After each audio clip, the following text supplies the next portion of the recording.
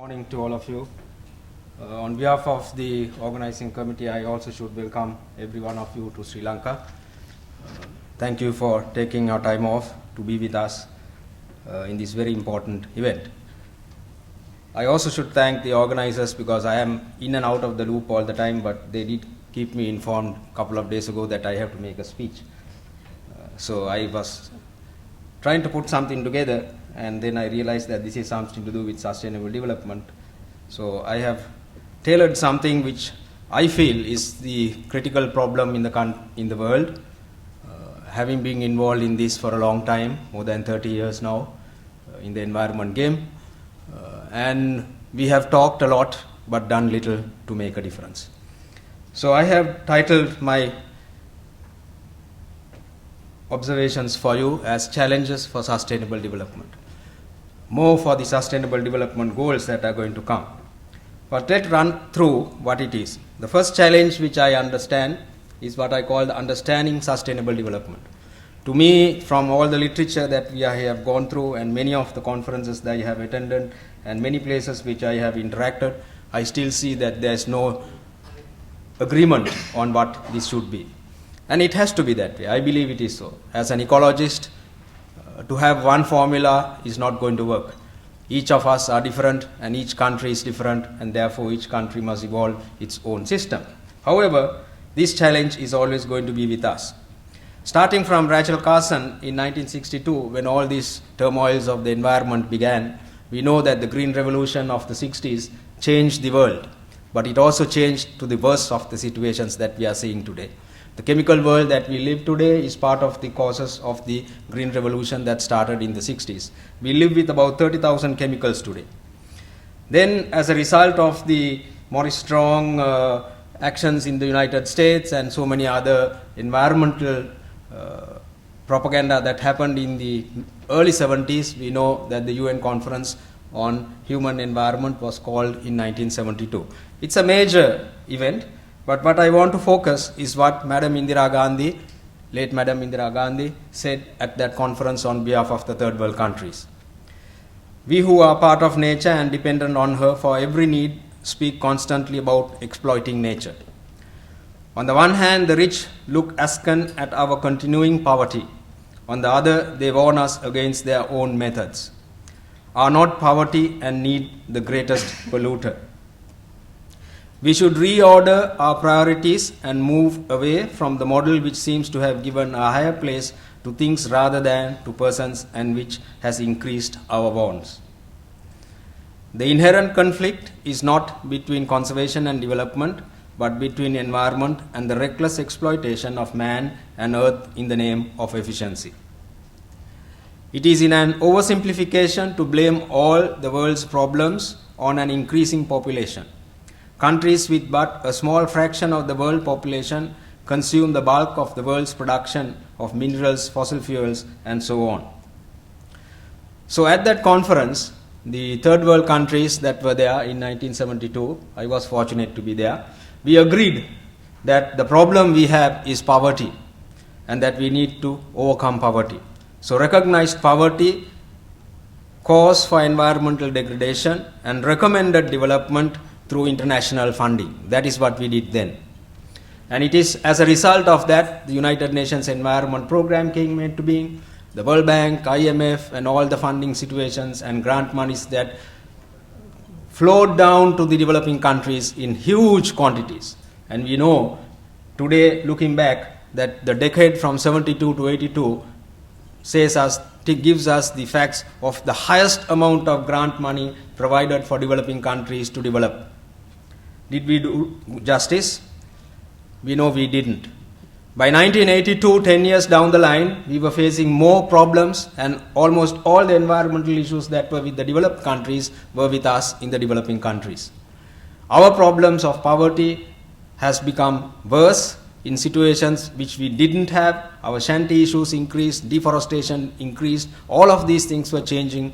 Air pollution, water pollution, land pollution, that was the hallmark of the issues of the developed countries, were now with us. So we needed to relook at what was happening, and you can see that the theme for the 1982, 10 years after Stockholm was environment and development. What went wrong with development? And we also know that it is at this conference that the Brundtland Commission was appointed, and Madam Brundtland was requested along with 23 other members to come up and find out what went wrong and give us the solutions for the future. Their report came out in 1987 as Our Common Future, which is the Bible of our sustainable development thesis that we are all trying to work for in the future. In 1992, the Earth Summit in Rio was a hallmark. Here we adopted the Sustainable Development Policy as Agenda 21. We agreed that we will take it forward through national sustainable development commissions in each and every country that participated in this conference. I ask yourself to ask how many of the countries that did agree to Agenda 21 established national conservation strategies or conservation commissions in their country. For one, in my own country, I can say the files went around from 92 to 94. It never got established till 2002. It lasted 6 months in 2002 and it dissolved itself, and now it has happened again in 2012. But does it function? That's a question that we all ask ourselves. So some development, some change. At 1992, we also then therefore agreed that the world is going to change from the so-called development model to sustainable development. So it's a huge point there. That is why we say Rio plus 20 when we came to 2012, to ask ourselves, where have we really gone? Because we know there's a long way to go. We met again in 2002 at the World Summit on Sustainable Development in Johannesburg to review what was happening after some other events that have been taking place. But at 2002, there was a very interesting phenomenal flip of what was happening. In 1972, we clearly did recognize that poverty the cause for environmental degradation, and we felt that development was the solution. In 2002, we were seeing environmental degradation the cause for poverty, and we were looking for sustainable development to change it. The poverty line has continued throughout all the debates in the environmental arena. But you can now see that environmental degradation is the cause for poverty. So we have to relook at what we have been doing in order to achieve, to get rid or at least eliminate as much as possible the poverty problem that we have. And the solution, again, we are saying is sustainable development. In Our Common Future, the publication that came out from the Brundtland Commission report, it recognizes that poverty and unequal distribution and access to resources is the main cause for the problem. So getting rid of poverty, therefore, is central to the whole idea of sustainable development. We ask ourselves, how are we doing? Unequal distribution and access to resources were recognized. Again, we ask ourselves, how good are we addressing this today? And the ultimate cause for the environment problem, while population and consumption are proximate causes, we know that there were many other factors involved. The definition, I think we all know what has been said in the document. Development that meets the needs of the present without compromising the ability of future generations to meet their own needs. This is not an innovation out of nowhere. Way back in 1980, the World Conservation Strategy had this definition addressed to nature, not to the global context of poverty and the rest. So it is something that was already in the literature and already been addressed in the context of conservation. So it's not a novel concept, but still a worthwhile concept that needs to have been taken forward. So through all of these changes, we recognize that sustainable development to be achieved through bridging the institutional gaps that were prevailing, effecting policy directions in many areas like population and human resources, food security, ecosystems, energy, all of these things are concerns, and of course the changing patterns. In the middle of all of these things, the UN decided that since there was no evidence of good action of changing the directions of what was happening in the global system with respect to what we were doing, the UN decided to have the UN Millennium Summit in 2000, and along with it to commission the Millennium Ecosystems Assessment. The report of the Millennium Ecosystems Assessment comes out in 2003, in which we had 32 indicators and every one of them was negative. Not a single indicator was good with respect to the global change. So we have not been doing well. And what was even more surprising is that when the findings, 4 findings of which I will give you only the one that matters, which said we are spending Earth's natural capital, putting such strain on the natural functions of Earth that the ability of the planet's ecosystems to sustain future generations can no longer be taken for granted. At the same time, the assessment shows that the future really is in our hands. We can reverse the degradation of many ecosystem services over the next 50 years, but the change in policy and practice required are substantial and not currently underway. So 72, 82, 92, 2002, and we are saying currently, not currently underway. So this is the reality that we have to live with, and that is why we have to keep on talking about these things continuously. So given the scale and nature of environment problems, we need new mental models and ways of thinking to solve them. I quote Albert Einstein, problems cannot be solved within the mindset that created them. It is also one of the facts that the Millennium Ecosystem came out with finding is that the biggest change has occurred in the last 50 years, and that means from 1950 to 2000. And many of us in this hall are probably responsible for that. If we are born after 1950, and if you are in the decision-making situations somewhere in between that, then we have made a contribution to the good or the bad of the situation that we have. If I go back to this slide, there is also a new era change, which is being focused through the science. When we look at all the indicators, we see a sudden change in 1950 and onwards. So on the basis of that, the Anthropocene era, which we are told commenced somewhere in the 1850s, is now in the accelerating stage after 1950. This is new science that is emerging, which we need to think of, because right along we were thinking ourselves of being in the Holocene era, but now we are calling ourselves to be in the Anthropocene era, because the changes that are seen in the global context of all factors are being created by a single species, Homo sapien, that is humans. So we need to rethink, and therefore it becomes a second challenge. How do we integrate the expertise for sustainable development? We had a model which we were using as the means to achieve sustainable development. We had the sociologist and the social side in one circle, the economist and the economy on one side, and the ecologist and the environmentalist in one. Our model was to bring these three together and achieve sustainable development as given in the middle. Yet, after many years, we have seen that it didn't work. Obviously, to me, there's nothing very fancy about it. It is the fact. A sociologist is not going to say that he's second to an economist. No economist is going to say that he's second to a sociologist. Nor will the ecologist be second to the sociologist or to the economist. So each of us are holding ground and saying this is how the world should be, and not working together to achieve what should be.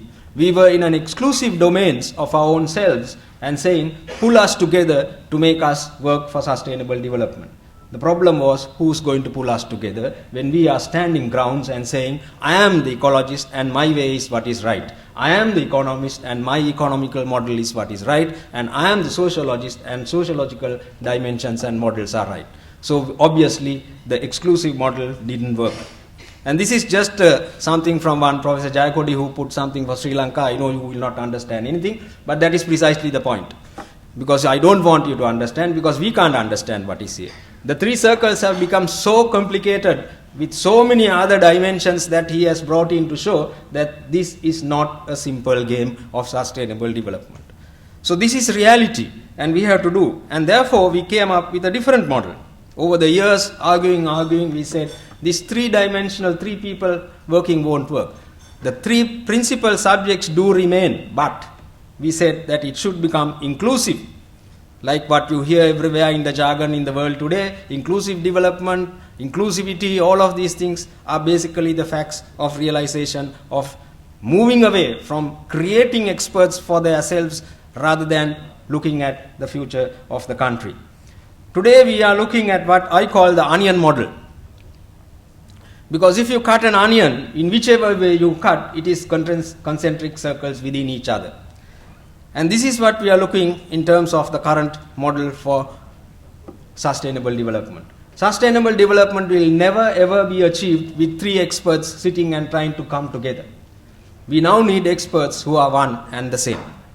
In other words, we are talking about, in our normal jargon, 3 in 1. We need people who can think economically, think ecologically, and think sociologically in the same mind, not in different minds. This is a creation that we have to create for the future to achieve sustainable development, if at all. How much and how many institutions have tried to do this? That is the question you have to ask yourself in your own countries to try and see. In my country, for the last 15 years as the Professor of Environment Science, I have been trying this, and I know I have not succeeded. Our institutions are just across the road. But just to get the people from the social sciences to come and talk to us in the sciences has been a tormenting task, because the road divides us, the subjects divides us. This is the reality. So finally, last year, fortunately, I managed to get the Faculty of Graduate Studies in University of Colombo to have a postgraduate degree in environmental management, and I said, if I am to be what you are telling, the main person, I said, everybody must study sociology, everybody must study economy, everybody must study ecology. That is the foundation. Only on that foundation can we talk of environmental management and the future of the environment of any country. That is my precepts. I believe in that, and that is why this inclusive model can be the only way for the future in sustainable development.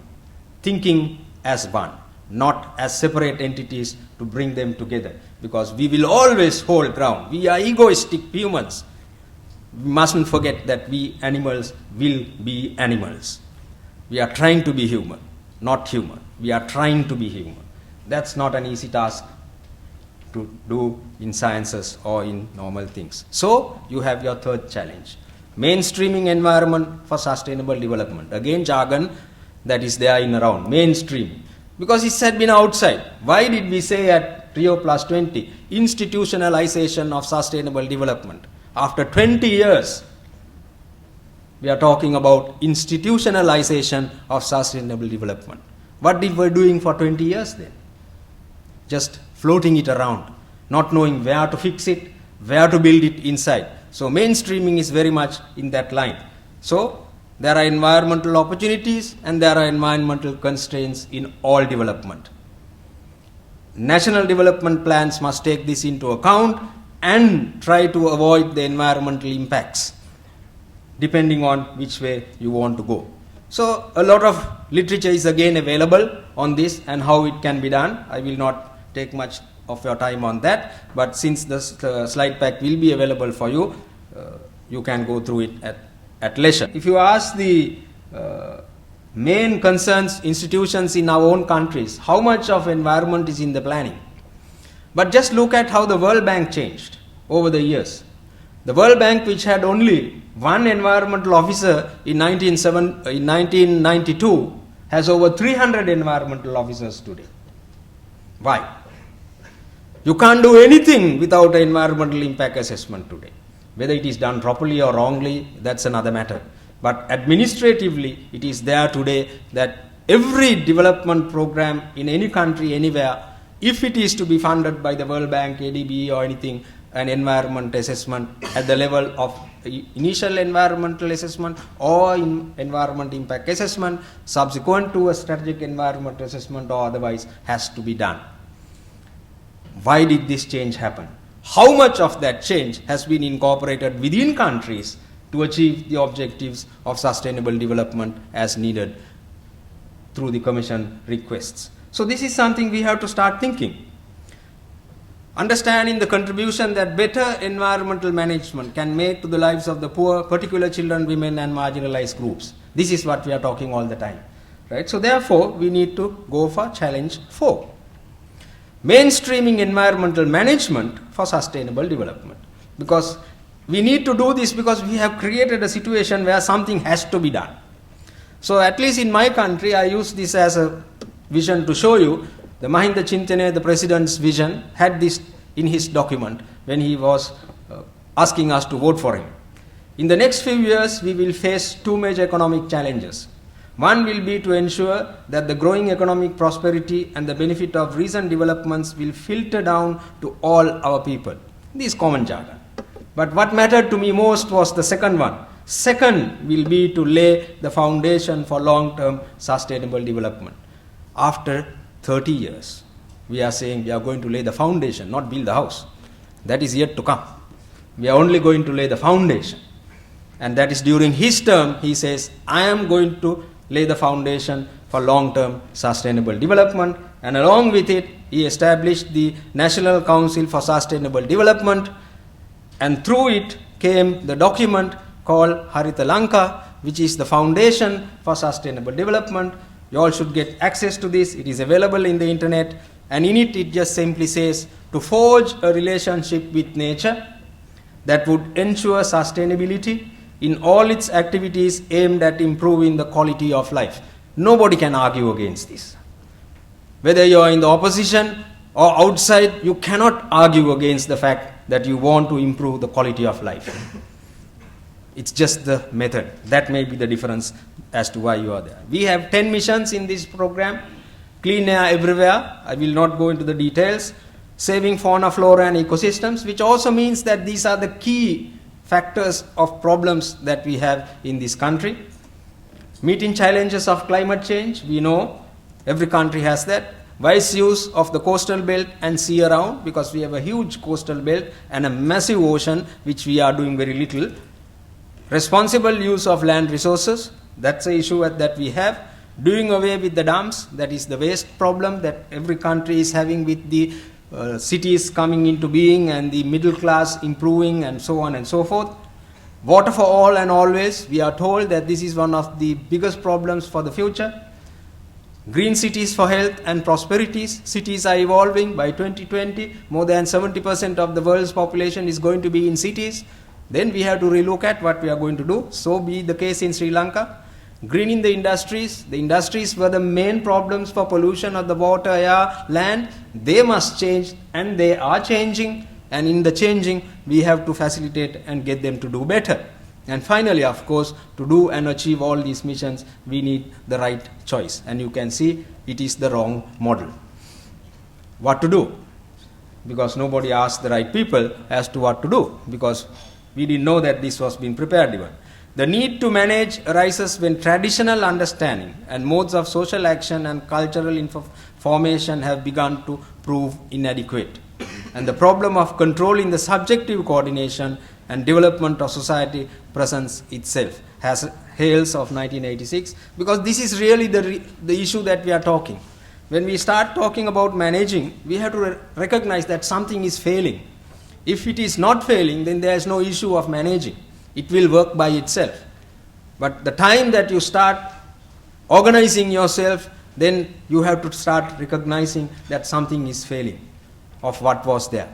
So the beginning to achieve success at implementing workable environment policies in our countries, we must first unlearn much of what we know about conservation and environment in the developed countries.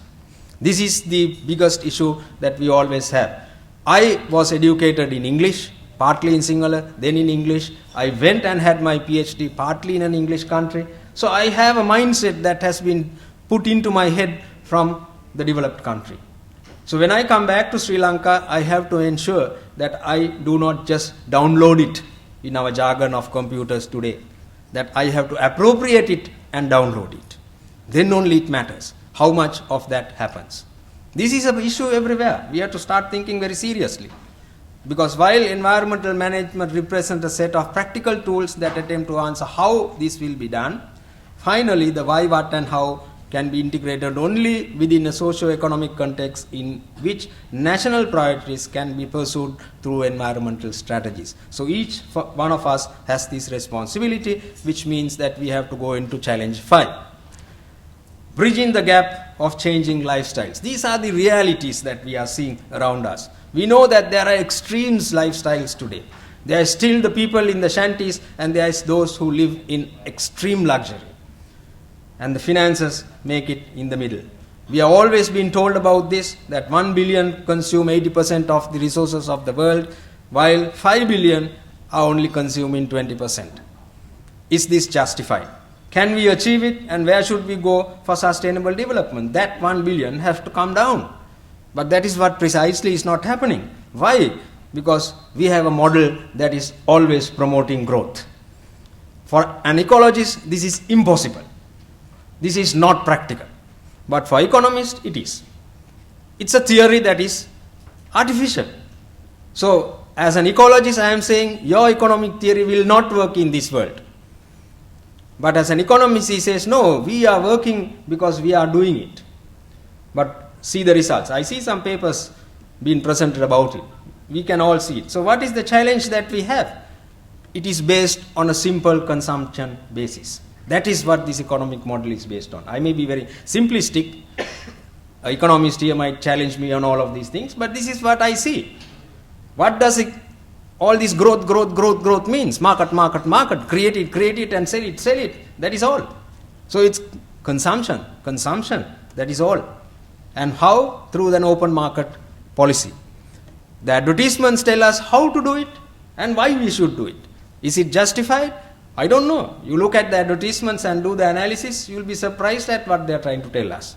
But still, we go on the basis, and today we are all living on credit and debit. We don't carry cash now. It's all plastic. So we live for tomorrow, spending today, hoping that by tomorrow it will depreciate and it will become okay. This is also part of the economic growth system. So we are living on that, and so not surprising that we eat like pigs and go and fall into the abyss. This is all from the internet, right? This is not my own creation. My thoughts are talks, but you see, we are all discussing. We don't stop. The tallest tower was started on the 27th of April 2014. If you go in and ask why, for economic growth. That is the answer. That is there in the documentation there. It will create the biggest economic growth for them, and therefore we are going for a 1 kilometer tall building. So you can see it's still economic growth. So where are we going? And the business is changing to becoming sustainable business. 15 years ago, Harvard wanted me to come and join their sustainable business syllabus creation team. So I was wondering, what sustainable business? Who's going to do business to go bankrupt? Any business is been done for sustainability. But no, we were going to talk about environment in the business. So today it has become part of it. People like Richard Branson, big businessman, they say business is the force of change. Business is essential to solving the climate crisis, because this is what business is best at: innovating, changing, addressing risks, searching for opportunities. There is no more vital task. So they can come up and help us achieve some changes. People, profit, planet in the new business model is the triple bottom line. Innovations and opportunities is the directions for the future. Shareholders versus stakeholders. We are all talking about shareholders in business. They are now changing to shareholders, to stakeholders rather than that. And the next big person in the business world, Warren Buffett, comes up to say it takes 20 years to build a reputation and 5 minutes to ruin it. If you think about that, you will do everything differently. Good lessons from a good businessman who is doing very well. A whole heap of tools available for them to work for the future. Because if that model is what is wrong, then we need to change it. Restorative opportunities are available. Unsustainable society must be made a sustainable society. We have to look at the available resources, look at the demands, and try to come through this bottleneck and come to where we are all trying to go. The triple bottom line there is the planet, restore and conserve nature, the people, customers, workers, vendors, and investors, and the profit is reinvest for the future. So these are some new ideas that are merging out. Awareness building about human impacts on the planet, change how we live, work, eat, and play, change in consciousness influences our lifestyle, work style, and spending, and they have also many of these ideas how to come and achieve it. And finally, these details, all as you can see, lot of things are happening, and they call it greening business, or say green business. You can go in again, there are very interesting opportunities. And for the market people, they came with the 7 P's. They had 4 P's, but now they come with 7 P's.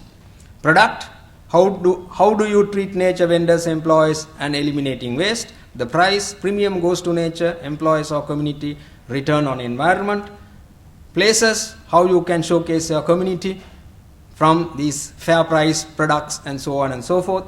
Promotions, are you really telling the true story, unique stories? Then the people, the partnership, and the purpose as the 7th. What are we doing? All this has now become a massive market strategy, but unfortunately still within the same economic model. So that is why 2012 Rio Plus 20 we looked at the green economy. Can we start changing the model to the way we think should work for the future? We don't know, because I am not an economist, so I can't tell you anything about it, but at least we believe they are thinking of changing the model. 2 years have seen the idea of green economy float out of its specialist moorings in environmental economics and into the mainstream of policy discourse. We are seeing this would include leveling the playing field, so the details of which I do not wish to take, but green economy is increasingly seen as a business opportunity. If you ask many of the business people why they are becoming green, they will say, well, it's good for our profit, obviously. That is what we are saying. The clientele is now very much conscious. So challenge 7, of course, I don't have to say this, it is all for us to know, need for good governance. No sustainable development will achieve its final objectives if you do not have the required good governance, because good governance is the whole main post of sustainable development. So these are the factors of good governance which are required for sustainable development. All of these have to work. Challenge 8, therefore, continuing dependence on techno solutions. We are so engrossed and thinking that we will be always saved from technology. That is our thinking. We have had this right along, and we still continue to think that way. Not to say that some technologies are good, but we are there. But remember, today technology is part of the problem. All along we thought technology is the solution, but in the environmental game today we say technology is part of the problem. You can take any example for yourself and analyze it, and you will find that we have been doing this right along, and therefore that is why we have to say we need science and technology to solve problems that have been created by science and technology. This is the reality of the world today. I can give you a simple example of these bulbs that are burning here. We left the incandescent and came to the compact fluorescent, and now we are going to LEDs. But LED is classified hazardous. The tungsten incandescent bulb is not. That is the difference. So we save a lot of energy with a bigger risk of playing around with something that is hazardous. Is it good or bad? That's the decision you have to make, right? So these are techno solutions. You can ask so many, and you will find that you are going. Nanotechnology is changing the world. Fine. When we can't manage macro, do you think we can manage nano? What you can't see? So you have to ask, but fortunately, no nano is going to come without the assessments of its environmental consequence. That is what we learned. We came with macro without the assessments of the environmental consequences, and we are facing the problem. But at least today, much of the nano that is coming into the market is coming with an environmental assessment, and therefore we know what precaution we should be taking with respect to all these novelties that are coming into the world. So there's a good in that, but not enough. How many people know what they do when they do not wash the shirt and do this?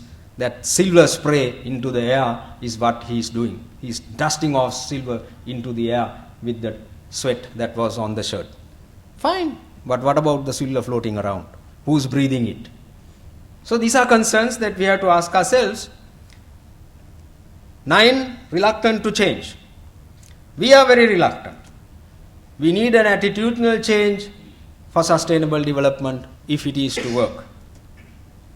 We are dependent on technology, but we have to look at how to make use of good technology. We need to recognize that management itself has changed over time, and we have to institute what is today called adaptive management. We can't be doing what we have been done. No time to analyze all the details. I leave it to you to look at. We have to approach it as an ecosystem, as a whole and not as a part. Parts don't work. We have to always remember this is one and the whole that we have to work with. We have to change our planning perspectives. In the urban development plans, it has to be planned for the environment with people in place and not plan for the people and think about the environment after, which is what we have been always doing. We still do it. In this country, we are still doing it. We tell it, but still we are doing it. We need to rethink environment. This is something which I brought out 15 years ago, and I want to share it with you because this is what we really need to think to do. We have three elements in the environment: the natural environment, the built and structured, and the theoretical environment. We are here trying to engross ourselves on the theoretical environment. What is sustainable development? What is economics? What is ecology? We are trying to look at this. What is our lifestyles? These are all theory. That is the theoretical one. Who am I is based on the theoretical background on which I was brought up.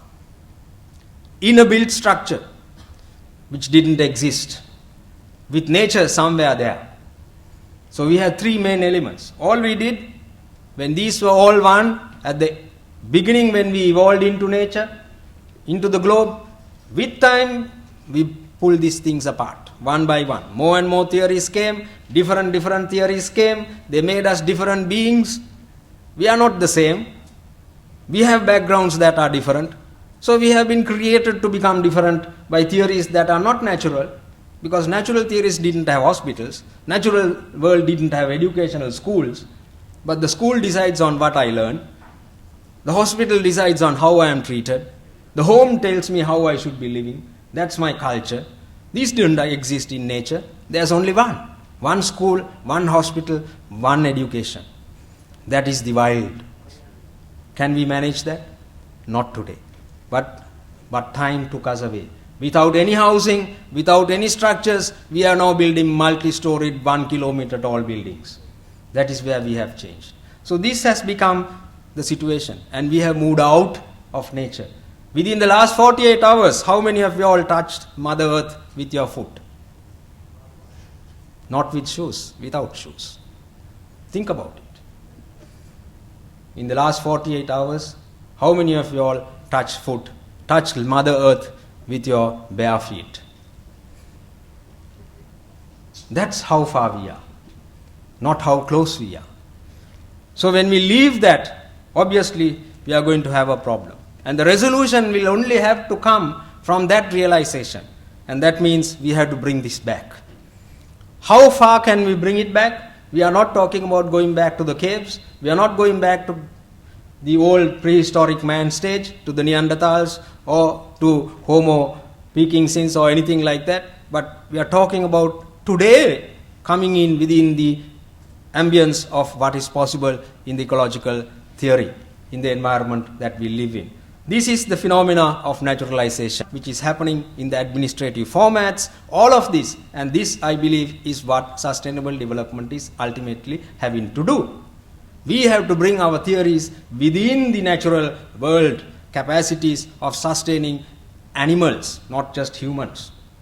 Then only we will be able to achieve that within this framework.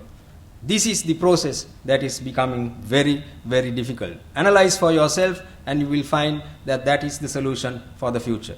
So we need to balance the humanistic needs with every other being in the world. Challenge 10, continuing resource inequality. After all what we have done in this world, if we are to say, well, we are living in an equal world, it's a myth. We don't wake up for that. It doesn't exist. And we know it is. 85 richest people own the same wealth as 3.5 billion poorest people today. This is the inequality that we are living in. If that is the model, fine, then let's not talk about it. Let's not point fingers at anybody. Don't expect us to bridge the gap anytime soon. This is the model, because this model is continuing, right?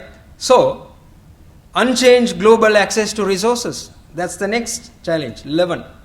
All this is there in the literature. All this is there for us to open our eyes. So the question I ask myself is, why is it that we are not opening our eyes? Because we are still locked up in the mindset that we have been created. And we are not willing to move out of that mindset. This is to do with water. Fortunately, Sri Lanka is not in a scarcity zone, but there is a lot, you can see, a lot of the African nations are in the water scarcity picture. Today, computers and digital. The digital divide will exist. Try to bridge it. If we say the future is in the computer, future is in all this technology, look at what is being told to us. There is a huge difference, massive difference. So how are we going to bridge this? Next 100 years, mass extinction, bushfires, severe droughts. And we have to live with it. So 12, growing conflicts and secularism. The world is burning. The world is fighting, killing. We are talking sustainable development. Where are we going? Should we not be starting to stop to think what we are doing? While you support one side, the other side goes making use of the opportunity to create the mess that they want for themselves. Now those who supported do not know what to do. This is happening in the world. I will not tell the words and names, but think for yourself. You know it. This is, see the conflicts. Just imagine all these things. All this is finance. This is all money.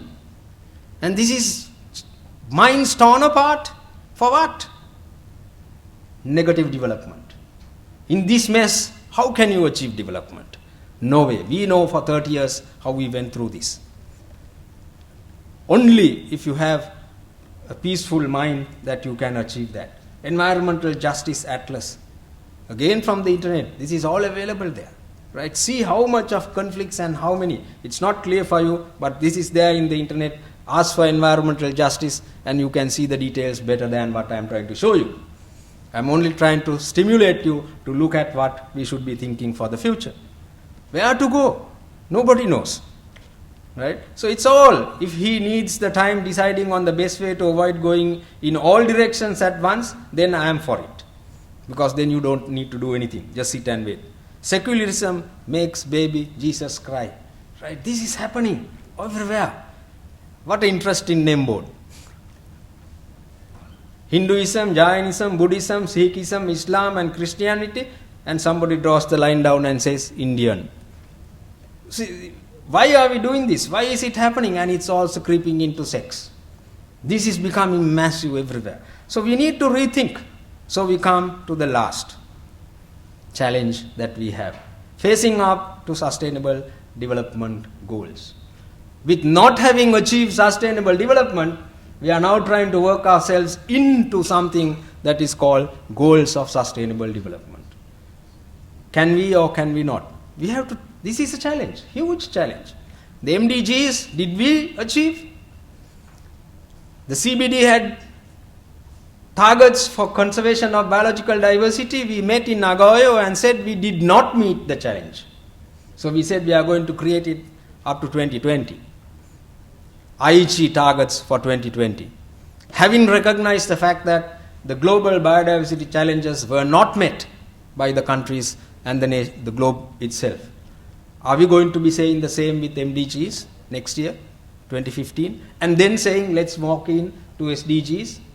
What are we learning to change to make the SDGs work with 30 years of having dwindled and twinkled with sustainable development? This is the challenge. So, it was recommended that we should forego that and do this. So, there are different ways of looking, because this is still in discussion. Different ideas, themes are there. The first session on the Open Working Group on Sustainable Development Goals was held in March 2013, last year. And from there we have a lot of literature that comes out to say what could be the Sustainable Development Goals. So I have fished up one which came from there. Food security, production, access and nutrition is one of the potential issues, which is to be linked with the Millennium Development Goal, half the proportion of people who suffer from hunger. So some of them are somewhat continuations of what exists. Integrated water management for sustainable growth, because we are recognizing that water is going to be a major concern in the future with respect to its use and availability. Energy for sustainable development, this is always have been understood, and therefore we need to think more in terms for the future. Where are we going to meet the energy demand in the growth patterns that we are continuing? How are we going to do that? Sustainable and resilient cities, because as I said, beyond 2020, more than 70% of the populations are going to be concentrated in cities. In that case, how can these cities cope with the problems? How resilient will they be without bursting open numerous problems that we already have in cities? Healthy and productive oceans. The ocean has always been the fallback. There is this famous film, Green Biscuit, with Rock Hudson in it, where we believed that there will never ever be a food problem as long as the ocean exists. But Rock Hudson went through a process and saw it had nothing to do with the ocean. We were eating our own flesh as a green biscuit. That is the story of the film, I am telling you in short. Right? Because the ocean, even in that film, made almost about 15 years ago, was already showing was not going to be capable of providing the so-called food source for the world. Look at the ocean fisheries. 13 out of the 17 fish stocks are totally depleted. And today we are talking about ocean fish culture. And the issue is preparing the meals for the fish. That is going to be the cost factor. But can we do it without polluting the ocean as we have done already due to land-based actions of nitrogen fertilizer that we have applied? So the challenge is all with us, but still we have to start thinking where we should be going. Enhanced capacity of natural system to support human welfare. Natural systems. We are changing the natural systems. We have changed them and we are changing. We see the beauty in the makeup. We don't see the beauty in nature. Sorry ladies, nothing to do with you, but that's the only way to tell it for people to understand. We are doing it in Sri Lanka, right? But you know makeup is very expensive. It is expensive for yourself and it is expensive for the husband, because the husband has to sustain it, right? But that is where we are all seeing beauty in the makeup, not in what is natural. We see beauty everywhere and we say, look, Sri Lanka is changed. Colombo is very beautiful. But it's all in the makeup. Why can't we see the beauty in the naturalness? That is the difference. That is where sustainability will sustain, not in the makeup, because the makeup is always going to require additional incremental cost in our jargon. Where are you going to find that additional incremental cost? Think about it. Improved efficiency and sustainability in resource use, consumption and production patterns is the path for the future. Enhanced employment and livelihood security is another one that is being discussed, because we need to find ways to ensure ourselves, and of course all these challenges culminate with still we are recognizing nobody came up with any other word than sustainable development. So we still are locked up with the mindset of sustainable development, which is the only future for us. Thank you very much, and God bless you all. Everyone Saranai. May you have a nice time in Sri Lanka.